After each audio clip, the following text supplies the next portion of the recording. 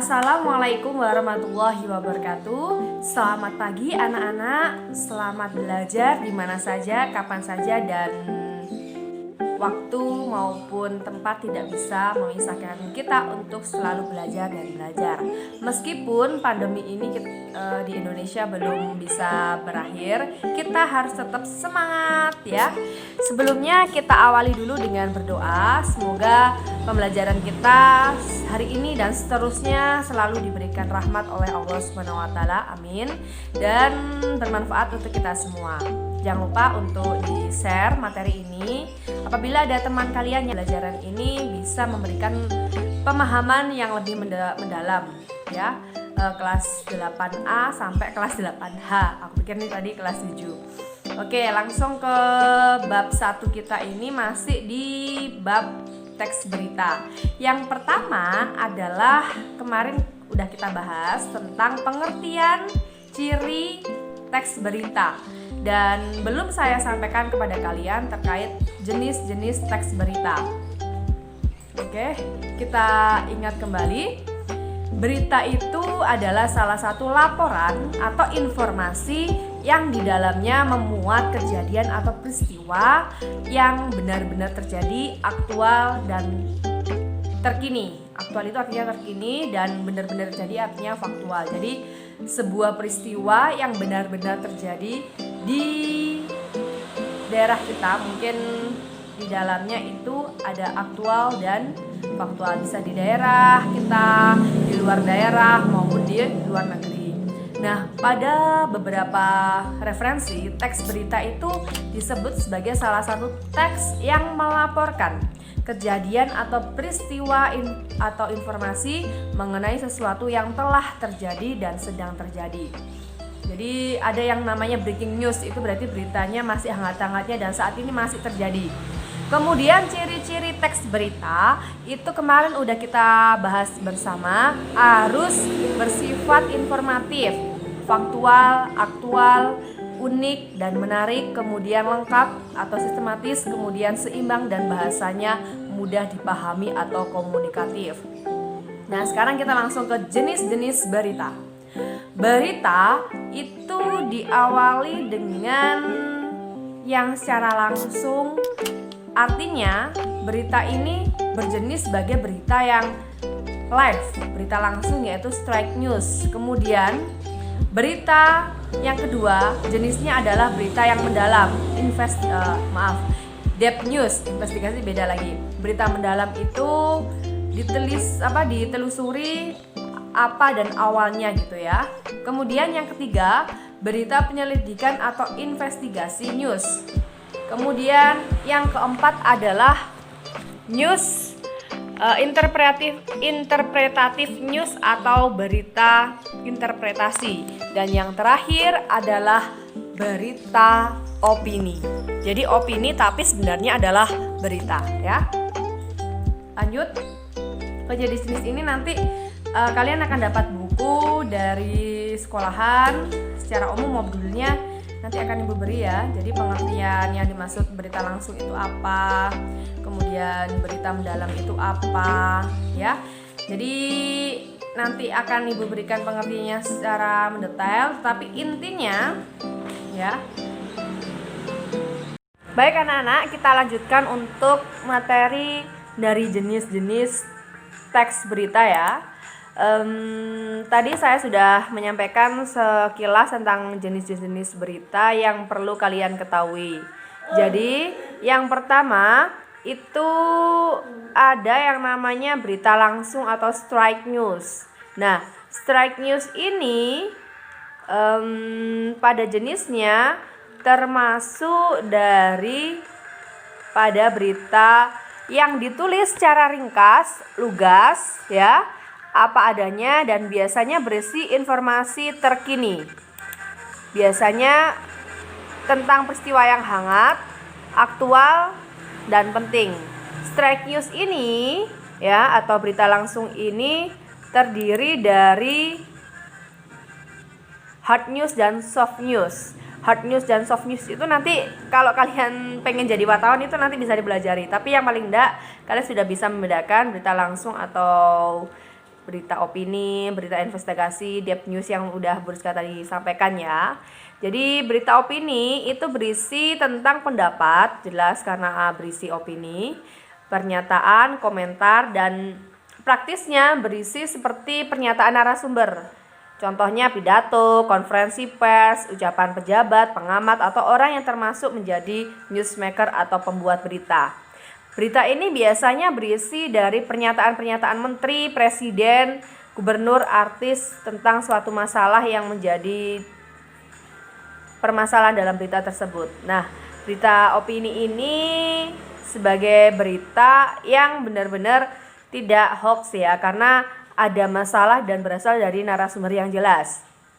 Kemudian yang ketiga, interpretatif news yang udah kita bahas tadi, sekilasnya belum tahu arti. Dari berita interpretatif itu bisa dikembangkan dari berita langsung tadi atau straight news ya, yang berisi tambahan komentar dan penilaian dari reporter. Ini biasanya kalau di dalam media sosial berisi tentang pandangan reporter kepada suatu berita ya, dan ditambahkan oleh narasumber yang berkompeten atau yang ahli ya. Berita interpretatif itu bisa disebut sebagai analisis atau tafsiran dari berita yang disampaikan oleh reporter ya. Maaf suaranya agak pilek. Kemudian tadi ada depth news atau berita yang mendalam. Berita yang mendalam itu dikembangkan dari berita yang sudah ada, tetapi narasumber dan fakta-faktanya itu ditambahkan sehingga menjadi penonjolan berita yang bagaimana, terus mengapa, jawaban dari itu, berita yang mendalam itu ya. Apalagi tadi investigasi news. Investigasi news itu sama dengan explanatory news atau interpretative news dan depth news, karena investigasi ini merupakan pengembangan dari berita yang sudah ada. Berita investigasi adalah berita yang ditulis berdasarkan hasil penyelidikan wartawan ya. Wartawan itu adalah seorang yang memberikan berita. Jadi orang yang menuliskan berita yang telah kita baca di Detik News, di media-media online, di koran Jawa Pos atau lainnya ya, itu adalah seorang kulit tinta. Kulit tinta ini disebut sebagai wartawan. Wartawan kan berita artinya. Jadi wan itu orang yang menuliskan sebuah berita ya. Lanjut ke berita komprehensif. Itu tadi tidak disampaikan. Langsung kita masuk pada materi selanjutnya, yakni unsur dan kaidah kebahasaan. Kita lanjutkan lagi untuk penggunaan kaidah kebahasaan atau unsur bahasa yang perlu kita pahami bersama, yakni tentang penggunaan konjungsi bahwa. Konjungsi adalah kata sambung. Konjungsi itu berfungsi sebagai jembatan antara kata, frasa, juga kalimat dan antar paragraf yang bisa menjelaskan atau menghubungkan dari kalimat satu, kata satu ke kata dua, kalimat satu ke kalimat kedua. Nah, konjungsi di dalam unsur kebahasaan teks berita ini yang baik digunakan adalah konjungsi bahwa. Konjungsi bahwa ini sebagai penerang kata yang harus diikuti pada sebuah teks kalimat berita. Ya, konjungsi ini berkaitan dengan pengubahan kalimat, bentuk kalimat langsung. Kemudian ada konjungsi yang digunakan pada teks berita, yakni konjungsi temporal atau penjumlahan. Konjungsi temporal ini kalau Buriska menghafalkan pakai kata temporal. Tempo itu berarti waktu, menghubungkan jumlahnya urutan waktu ya. Jadi konjungsi temporal itu semisal contohnya kemudian, sejak, kemarin, setelah, awalnya, semenjak, dan akhirnya. Pola-pola seperti ini konjungsi yang digunakan sebagai tanda bahwa pola penyajian berita ini mengikuti pola urutan waktu atau pola kronologis.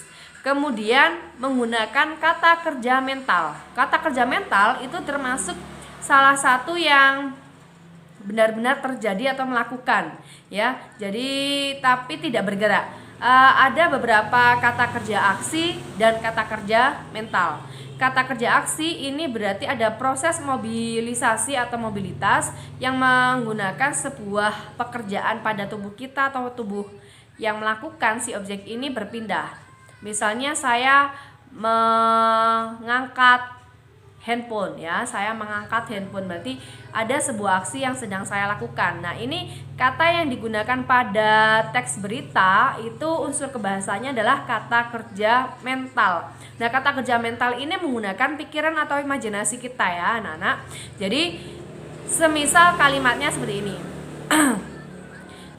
Kata yang terkait dengan hasil pemikiran. Salah satu Direktur Rumah Sakit Ngudi Waluyo menduga bahwa 14 orang atau 14 perawat yang ada di IGD itu tertular COVID karena mengikuti goes bersepeda, misalnya seperti itu. Jadi kata menduga itu termasuk kata kerja mental. Ada lagi yang memikirkan,